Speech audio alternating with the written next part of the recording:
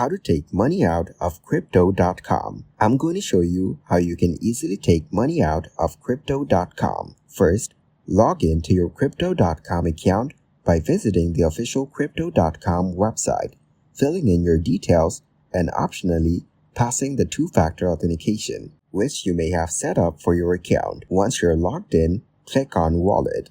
Select the cryptocurrency you want to withdraw and hit Withdraw from the menu. If this is the first time you withdraw to an external address, which we assume for this guide, then click Add Withdrawal Address. You will now be asked to label the address.